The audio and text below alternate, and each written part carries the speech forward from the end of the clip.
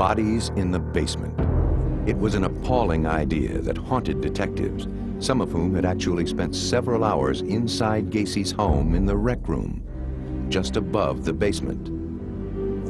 Gacy himself had invited the detectives inside for drinks, perhaps out of arrogance, perhaps in an effort to taunt them.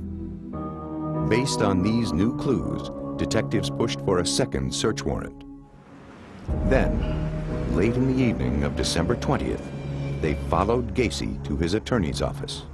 We were absolutely certain that at this point there was a confession because the attorneys were very, very, very nervous. After spending the night on the couch at his attorney's office, Gacy was on the move. The exhausted detectives had followed him for 8 days.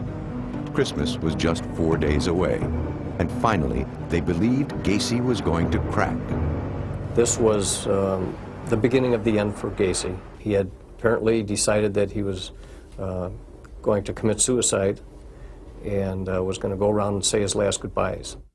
One of Gacy's first stops was the Shell gas station, where he was a regular customer. At that point, I go in the gas station. I recovered some drugs that Gacy had given to these people as he was saying his last goodbyes.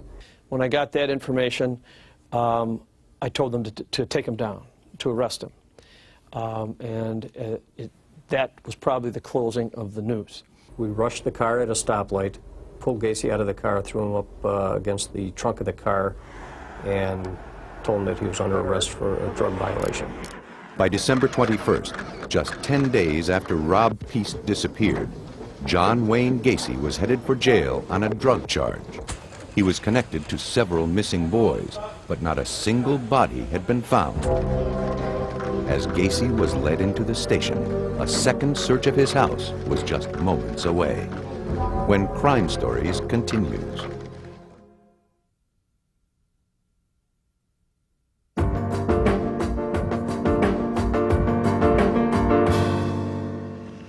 By the spring of 1992, the Menard State Penitentiary in downstate Illinois had been John Wayne Gacy's home for 13 years.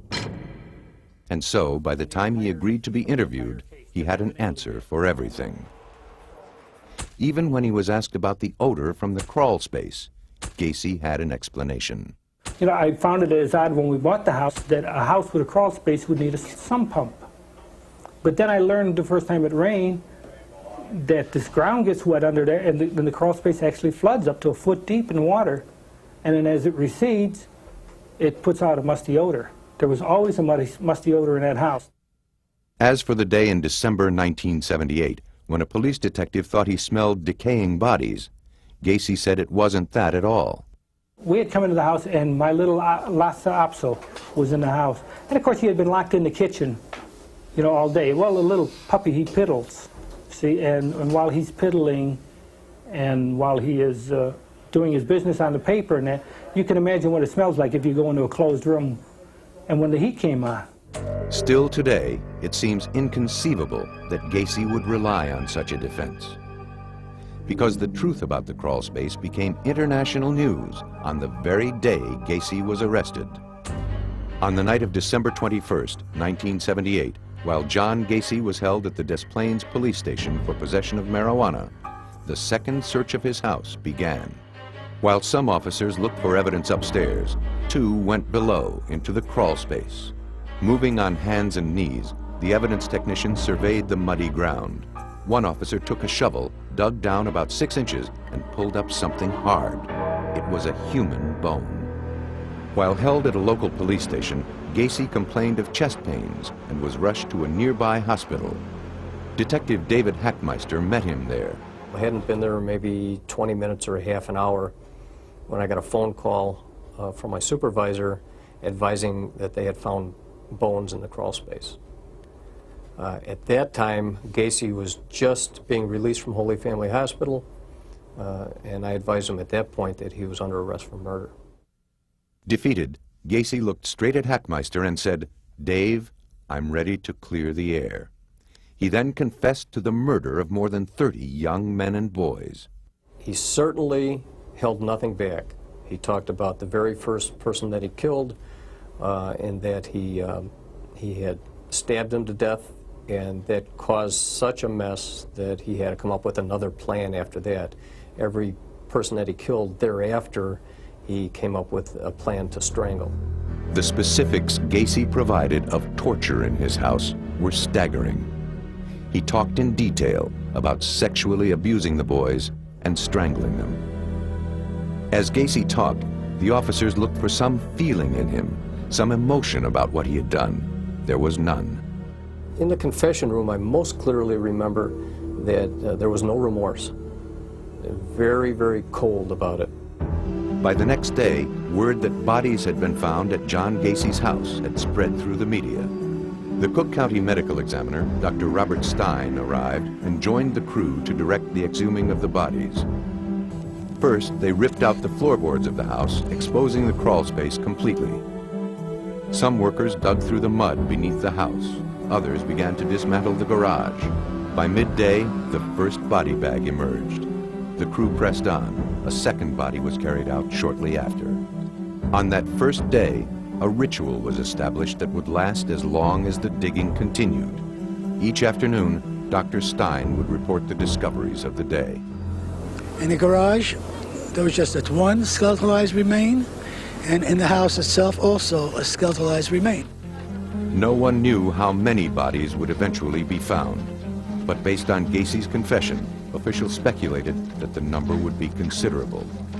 When this whole thing is over, you might be witnessing one of the most horrible crimes, perhaps, in a century. Early on, investigators brought in the one person who could provide the most help, John Gacy. He showed them one spot to check and then was quickly whisked away. Gacy's information about the graveyard beneath his house was remarkably precise. At one point, he even drew a sketch of the crawl space. To this day, it's a bone-chilling little handwritten sketch because this guy knew where almost every body was. He didn't remember the names of them, or he wouldn't tell us the names, but he knew where they were in the basement. All 6 bodies were essentially skeletalized. For those working in the crawl space, the job was horrendous. Each time they dug a hole, it would immediately fill with water. They would sort through the mud by hand, picking up small bones. Whenever they found a skull, they placed a stake into the ground with an identifying number. Outside in the freezing cold, among the spectators was veteran crime reporter John Drummond. It attracted the curious, despite the cold weather. People would come out there to see the scene because what had this scene ever happened before? No. The odor was terrible. All the investigators that we talked to afterwards admitted that the stench, despite the fact it was very cold weather, was overwhelming. It was terrible in there. The smell of death was everywhere as they went in there. Some people came not just out of curiosity. They were relatives of young men who were missing. I just have a grandson missing, and it's just a stab in the dark. The number of bodies found today are 6. Bringing the total to? 21. In the final stages of the search, the Gacy house was completely dismantled. 29 bodies had been unearthed. But nowhere had they found Rob Peast, the young boy whose disappearance had initiated the investigation of John Wayne Gacy. The search for him would continue. At this point in time, it would appear that we have removed those bodies from the crawl space.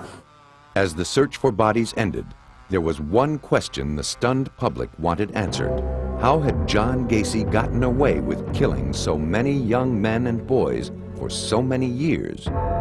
Behind the mask of the killer clown when Crime Stories returns.